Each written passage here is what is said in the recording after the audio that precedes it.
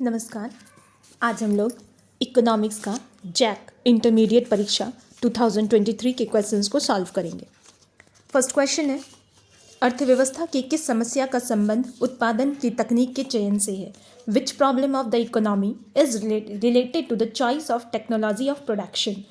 Technology that means हम लोग choose कर रहे हैं कि किस टाइप की टेक्नोलॉजी से प्रोडक्शन करना है। Then correct answer is how to produce, कैसे उत्पादन करें। Question number 2, total utility is maximum when the value of marginal utility is blank. Total utility maximum हो रहा है जब मार्जिनल यूटिलिटी की वैल्यू क्या होती है?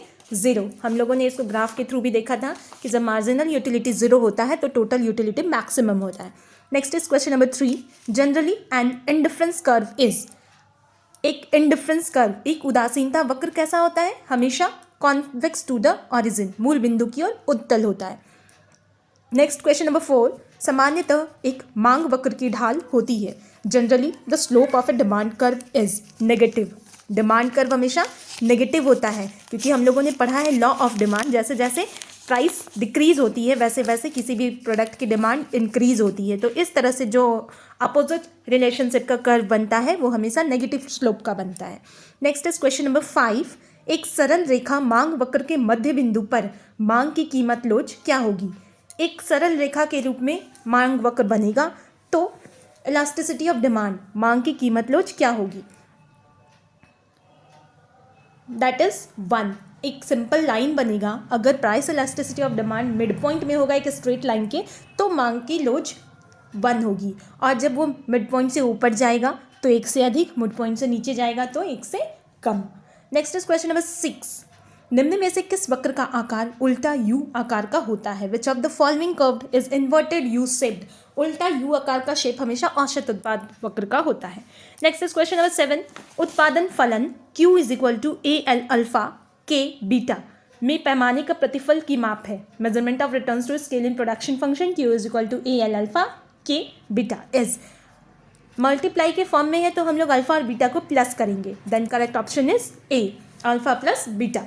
Question number 8, when marginal cost is less than average cost, then the average cost is diminishes. जब marginal cost average cost से कम होगा तो average cost हमेशा घटता है। उत्पादन की मात्रा में परिवर्तन करने पर किस लागत में परिवर्तन नहीं होता? कुल स्थिर लागत। उत्पादन की मात्रा में परिवर्तन करने पर कुल स्थिर लागत में कोई परिवर्तन नहीं होता। क्वेश्चन नंबर 10, निम्नलिखित में से किस बाजार में एक फर्म कीमत स्वीकारक होती है? हमने पढ़ा है परफेक्ट कंपटीशन का जो मार्केट होता है इसमें इंडस्ट्री प्राइस मेकर होती है और जो फर्म होते हैं वो प्राइस टेकर होते हैं, कीमत स्वीकारक होती हैं। तो यहाँ आंसर होगा option number C, perfect competition. Next question number 11, एक पूर्ण प्रतियोगी फर्म के संतुलन में निम्नलिखित में से कौन सा विकल्प सही है? कभी भी एक परफेक्ट कंपटीशन का मार्केट होगा तो वो इक्विलिब्रियम कब होगा? जब MR is equal to MC होगा, मार्जिनल रेवेन्यू मार्जिनल कॉस्ट के बराबर होगा। इसमें हम लोग MR minus MC is equal to 0 भी कर सकते हैं। अगर ये ऑप्शन नहीं दिया रहता MR is equal to MC तो हम लोग इस ऑप्शन को भी टिक कर सकते थे। Next is 12 number, which value of elasticity of supply is measured by the following diagram? इस डायग्राम में जो हम लोग देख रहे हैं इसमें किस टाइप का इलास्टिसिटी ऑफ सप्लाई है? अगर ये कॉर्नर ऑरिजिन से निकला होता तो 1 होता, और जब ये 1 के पहले दैट मीन सप्लाई के कर्व से आया हुआ है तो ये होगा 1 से कम, less than 1। Question number 13, what is effect of lump sum tax on supply of a goods? अगर किसी भी गुड्स की सप्लाई पे एक बार ही टैक्स लगा दिया जाता है तो उसकी सप्लाई पे क्या इफेक्ट पड़ेगा? टैक्स लगाने का मतलब है कि उसकी प्राइस इंक्रीज हो गई, और प्राइस इंक्रीज हो जाती है तो उसके साथ साथ उसकी सप्लाई डिक्रीज हो जाती है। Now the correct option is option number 1, supply diminishes. Question number 14, other things remain unchanged, what is the effect of increase in demand of a goods on market equilibrium? अन्य बातें समान रहने पर किसी वस्तु की मांग में वृद्धि होने पर बाजार संतुलन पे क्या प्रभाव पड़ता है? संतुलन की कीमत जो में वृद्धि संतुलन की मात्रा में कमी होती है। इक्विलिब्रियम प्राइस जो है वो इंक्रीज करेगा और इक्विलिब्रियम क्वांटिटी डिक्रीज करेगी। Option number B. Now next is question number 15, if there is excess of demand then the price lends to. आधिक्य मांग की स्थिति में कीमत की प्रवृत्ति क्या होती है? वृद्धि होती है। बहुत ज़्यादा जब डिमांड हो जाता है तो उसके साथ साथ उसकी जो प्राइस है वो भी बढ़ने लगती है।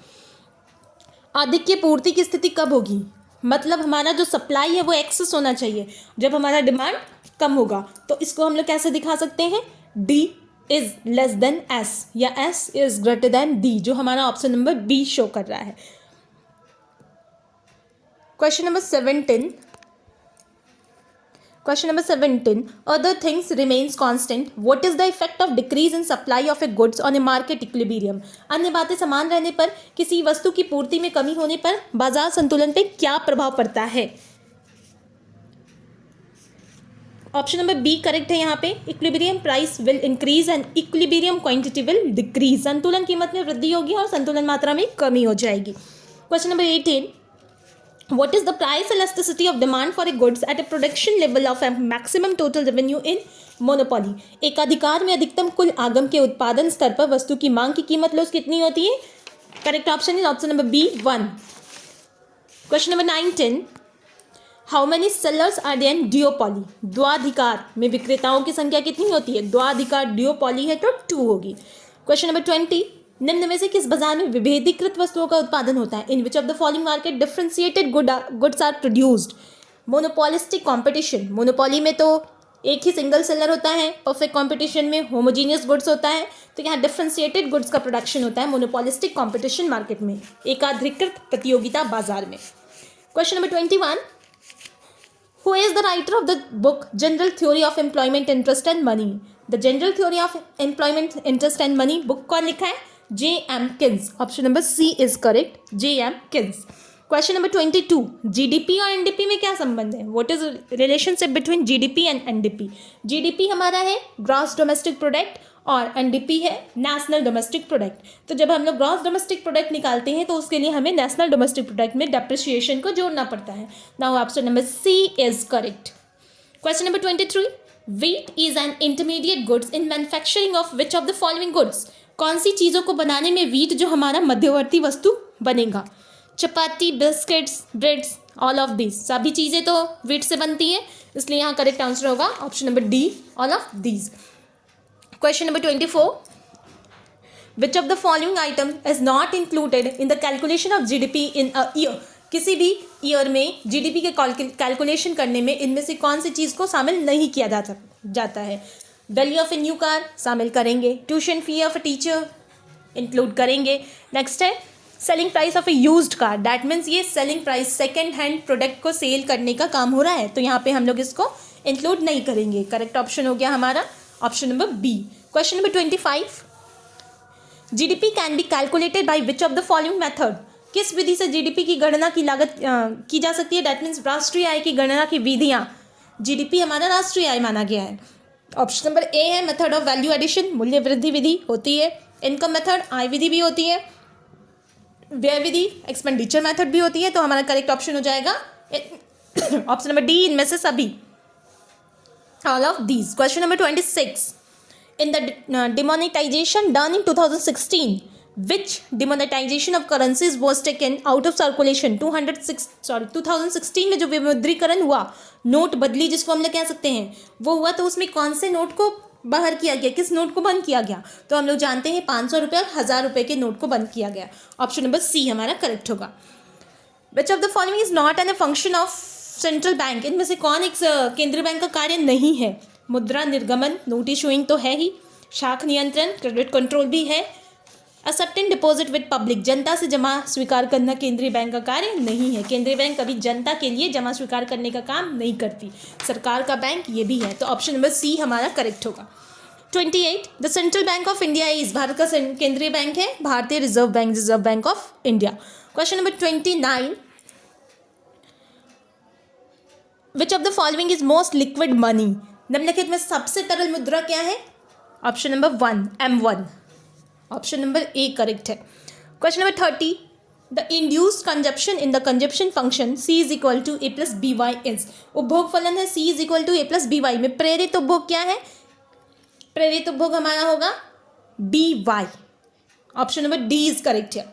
31, MPC plus MPS is equal to, MPC plus MPS is equal to 1। हम लोगों ने देखा कि MPC और MPS 1 होता है और उसके अकॉर्डिंग हम लोग बाकी का भी फॉर्मूला बना लेते हैं। 32, what is the line of autonomous investment in the following diagram? स्वायत्त निवेश क्या है? स्वायत्त निवेश हमेशा पैरेलल होगा एक्सेस के, दैट मीन्स यहाँ पे स्वायत्त निवेश है CD. Option number C is correct here. 33. If the value of MPS in an economy is 0.4, then what will be the value of multiplier? MPS का वैल्यू 0.4 है तो मल्टीप्लायर का क्या मान होगा? तो इसको हम लोग MPC plus MPS is equal to 1 इस फॉर्मूला में लगा करके बनाएंगे. तो यहाँ पे हमारा करेक्ट ऑप्शन आएगा 0.4. Option number B is correct है.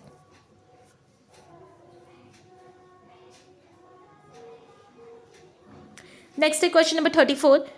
Which of the following is not an example of direct tax? इसमें डायरेक्ट टैक्स का एग्जाम्पल नहीं है. Gift tax, wealth tax, goods and service tax, income tax. हमें पता है GST goods and service tax indirect होता है, इनडायरेक्ट टैक्स होता है. So option number C is correct है. Which of the following is an example of public goods? इसमें से पब्लिक गुड्स, सार्वजनिक वस्तु का उदाहरण कौन सा है? कार पर्सनल यूज होती है, सड़क, सड़क है पब्लिक गुड्स, गवर्नमेंट बनाती है, पब्लिक उसमें यूज करते हैं. Next question number 36. When was GST implemented in India? GST में भारत में GST कब लागू किया गया? 2017. Option number C is correct here. Next question number 37. What is difference between revenue expenditure and revenue receipt called? revenue expenditure और revenue receipt के difference को क्या कहा जाता है? That is revenue deficit. Option number D is correct here. 38. What is balance of trade? व्यापार संतुलन क्या होता है? व्यापार संतुलन निर्यात और आयात का अंतर होता है. It is difference between exports and imports. Option number B is correct here. 39.